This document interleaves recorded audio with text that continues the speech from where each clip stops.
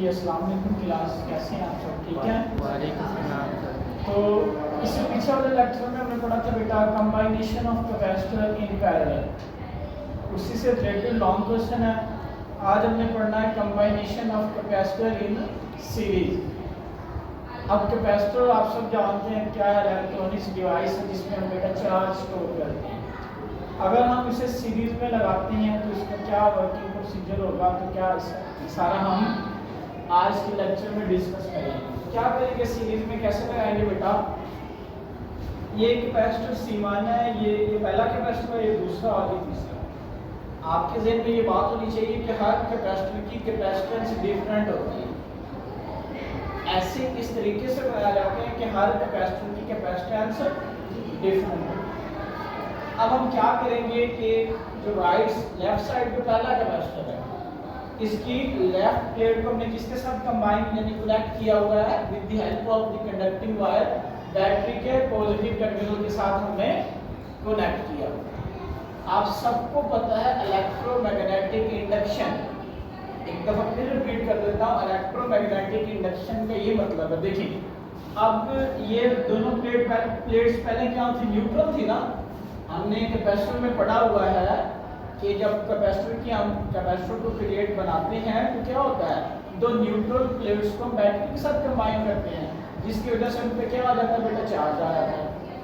अब पहले तो ये दोनों क्या थी बेटा, न्यूट्रल थी। अब ये न्यूट्रल नहीं है, इसको किसके साथ हमने कनेक्ट कर दिया, बैटरी के पॉजिटिव टर्मिनल के साथ कनेक्ट कर दिया। तो ये पॉजिटिव टर्मिनल क्या करेगा, नेगेटिव चार्जेस को अपनी तरफ अट्रैक्ट करेगा, पॉजिटिव को क्या करेगा, रिपेल करेगा। तो इस पे कौन सा चार्ज आ जाएगा बेटा,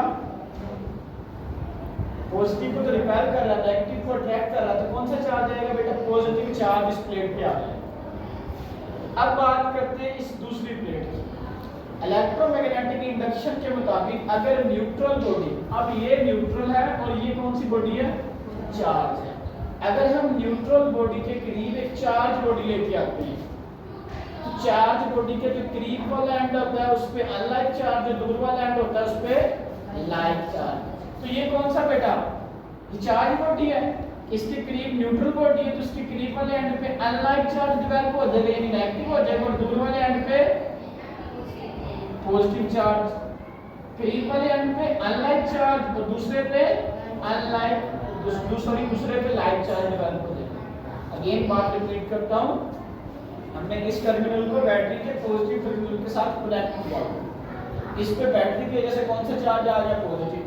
फिर हमने एक फिनोमिना पढ़ा हुआ इलेक्ट्रोमैग्नेटिक इंडक्शन के, अगर एक charge body neutral body charge body के करीब लेके जाएं तो जो चार्ज बॉडी होती है उसके करीब अनलाइक चार्ज और दूर वाले एंड पे लाइक चार्ज। तो ये कंप्लीट है क्या बेटा, न्यूट्रल बॉडी, इस पे कौन सा अनलाइक चार्ज और इस पे लाइक चार्ज डेवलप हो गया। यहां तक क्लियर है।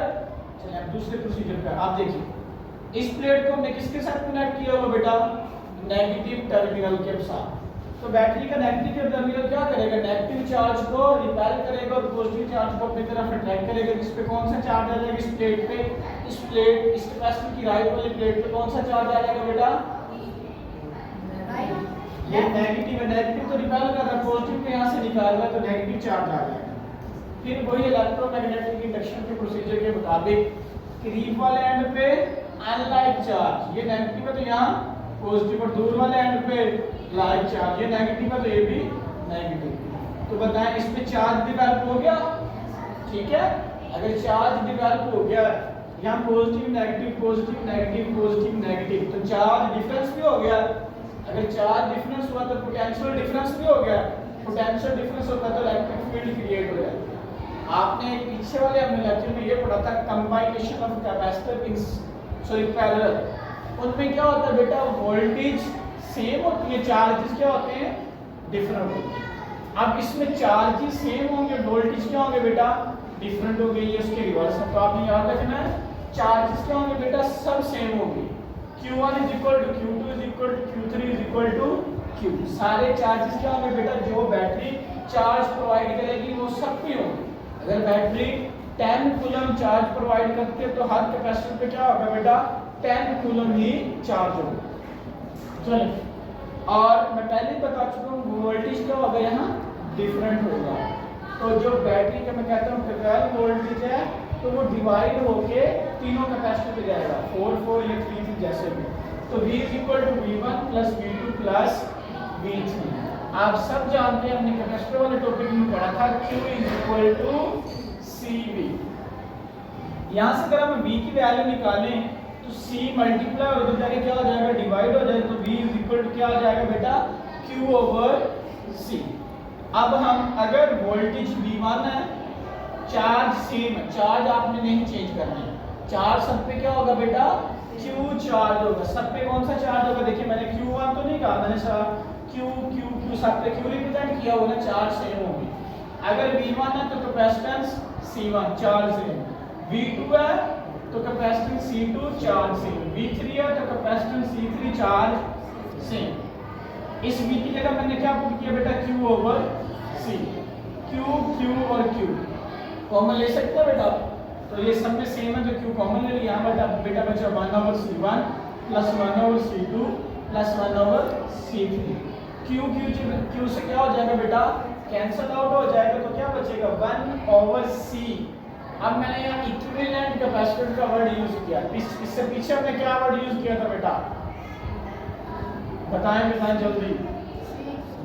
वहां हमने ये मेथड आया था C इक्विवेलेंस, वहां वो 1 ओवर में नहीं था, C1 C2 C3। अब फार्मूले में भी डिफरेंस आ गया, पहले सीरीज पैरेलल में क्या था, 1 ओवर में नहीं था, यहाँ आ गया बेटा 1 ओवर में। अगर हमने n number of capacitor use करते हैं तो उसकी जगह हम वही कौन सा कैपेसिटर यूज कर सकते हैं, इक्विवेलेंट कैपेसिटर यूज कर सकते हैं। तो 1 over C equivalence is equal to 1 over C1 1 over C2 1 over C3 plus up to so on plus 1 over Cn। वो सबकी कैपेसिटेंस किसके इक्वल होगी बेटा, 1 ओवर C इक्विवेलेंस। ठीक है, तो आज का ये कंबाइनेशन ऑफ कैपेसिटर, पिछले लेक्चर हमने पढ़ा था पैरेलल वाला, आज हमने सीरीज वाला पढ़ लिया बेटा, ये कंप्लीट हो गया। यानी क्वेश्चन तो नहीं है बेटा, सारा समझ आ गया है ना। चलिए तो मिलते हैं फिर एक नेक्स्ट लेक्चर में। टेक केयर, अल्लाह हाफिज़।